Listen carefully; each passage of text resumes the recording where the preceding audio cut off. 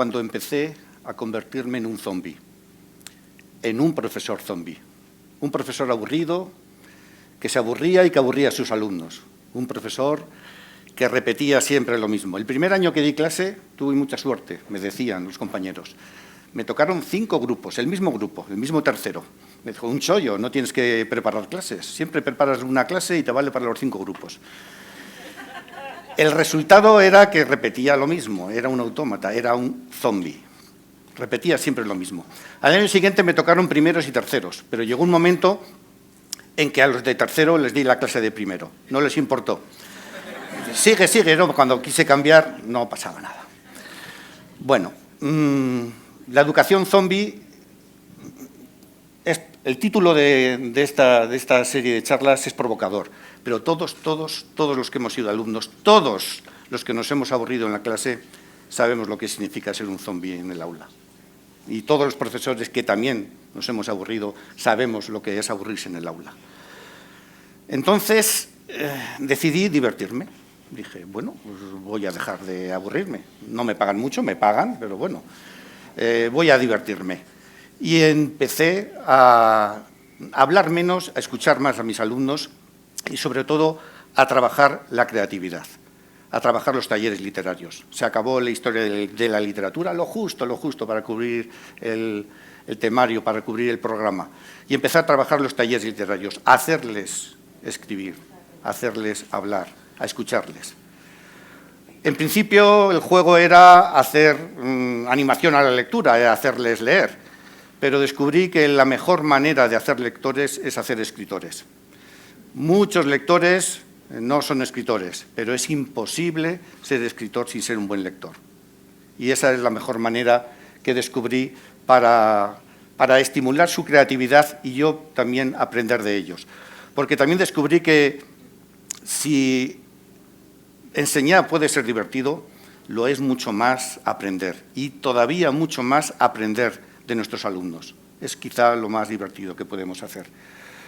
Por lo tanto, esos zombis que son rutinarios, que van solo pensando en aprobar, muchas veces los alumnos, en aprobar, en hacer el examen, en estudiar, en memorizar, luego hablaremos de la memoria, para pasar el examen, para pasar de curso, para, en definitiva, seguir siendo un zombi. ¿Qué dicen los gurús de la educación de la creatividad? Pues, bueno, si vamos a la taxonomía de Bloom, que lo establece ahí una pirámide, la creatividad aparece arriba, en el punto más alto. Es lo mejor que podemos hacer como profesores. Nos convierte casi en dioses. Es algo divino, crear. Abajo de todo está la memoria. Memorizar es lo peor que podemos hacer. Hay un cuento de Borges, Funes el Memorioso, que nos describe a su protagonista con una facilidad enorme para recordarlo todo, para recordar lenguas, aprender idiomas con una enorme facilidad, lo recordaba todo, hasta que queda negado, queda ahogado en su propia memoria y no es incapaz de pensar. Arriba tenemos la creatividad. La creatividad es lo más hermoso que podemos hacer por nuestros alumnos. En una de las charlas más famosas de TED, Ken Robinson plantea una pregunta que muchos pensaron que era una afirmación y decía, ¿mata la escuela la creatividad? ¿Estamos matando la creatividad de nuestros alumnos? Él piensa que la solución está en, como decía antes, la que me ha precedido, en introducir más artes, en introducir el arte en el currículo y trabajar más en las escuelas con las artes, la música, las artes plásticas. Yo creo que eso está muy bien, pero no es posible que todos en lo que nos ha tocado enseñar seamos más creativos. No es posible que ese profesor de matemáticas que está ahí, en lugar de enseñar la solución de un problema, enseñe la solución más hermosa de un problema, que siempre es la más sencilla. Pero para crear, para desarrollar la creatividad, es necesario previamente destruir un poco la destrucción creativa. Y tenemos que destruir 5 cosas muy importantes. La primera de todas es destruirnos a nosotros mismos. Debemos trabajar con los alumnos para que ellos destruyan esa parte de ellos mismos que tienen que dar paso a otra. es como un parto, no hay parto sin dolor y hay que destruirse a nosotros, tenemos que destruirnos a nosotros para ser capaces de crear. La segunda cosa que hay que destruir es el tiempo. Hay que cambiar el tiempo. Conrad llamaba a la adolescencia esa etapa tan traumática la línea de la sombra, esa línea difusa donde uno deja de ser niño y pasa a ser adulto. Un adolescente es un trauma permanente. Pero hay que destruir. Esa etapa destructiva también los hace muy creativos. Los adolescentes son los más creativos en cualquier área de conocimiento, en cualquier materia, los adolescentes son enormemente creativos. En tercer lugar, y esta es quizá lo más difícil, para estimular la creatividad, debemos destruir el poder. El profesor que trabaja la creatividad en sus alumnos se cuestiona a sí mismo. Cuando el alumno es creativo, lo es contra el profesor, lo es contra las ideas recibidas, lo es contra la tradición, tiene que innovar, tiene que cambiar, tiene que encontrarse a sí mismo y cuestionar al profesor. Y por eso no es fácil para un profesor que sus alumnos sean creativos, porque es un cuestionarse a sí mismo y es también vivir en una cierta inseguridad. Pero, en definitiva, no se puede ser creativo sin cuestionar el poder, sin enfrentarse al poder. En cuarto lugar, hay que destruir la comunicación. Somos comunicación, pero cualquier acto creativo nuevo supone cuestionar la comunicación antigua y buscar una comunicación nueva.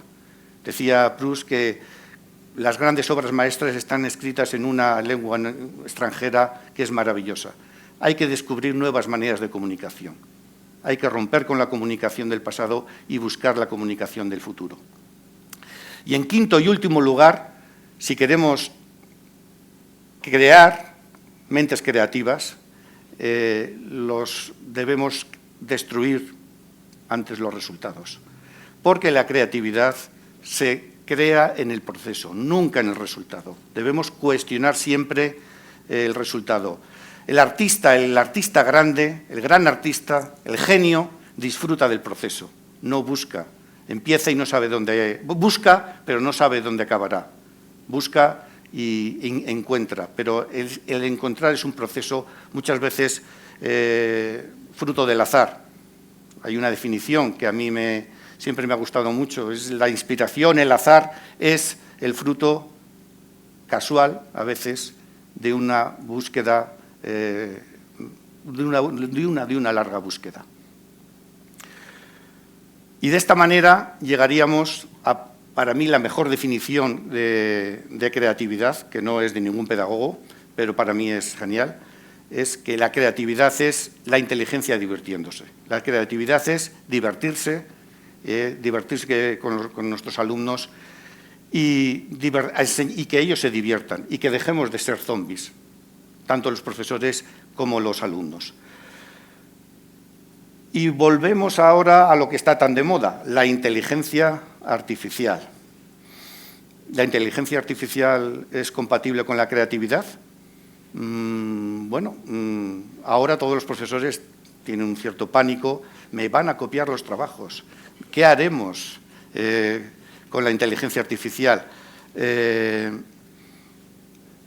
¿Nos van a sustituir?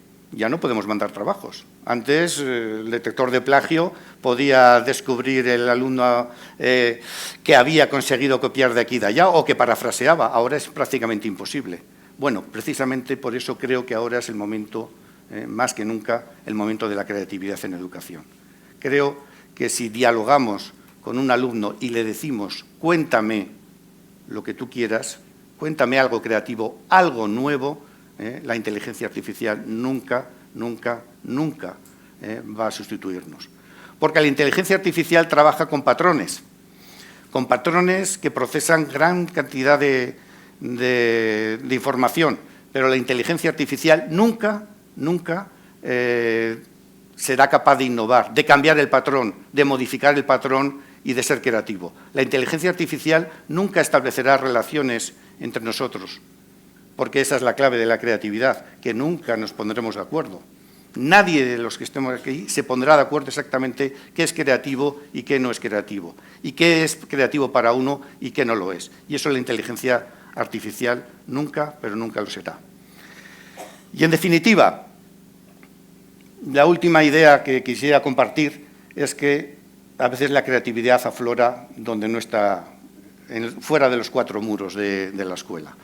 Cuando salimos de la escuela, cuando llevamos a nuestros alumnos fuera, cuando compartimos vivencias, experiencias fuera de la escuela, en esas malditas o mal llamadas actividades extraescolares, creo que ellos aprenden más, son más felices y descubren unas posibilidades de creatividad en esa obra de teatro, en ese espectáculo que nunca van a descubrir a veces en el aula, pensando siempre en el examen para el zombi. Muchas gracias.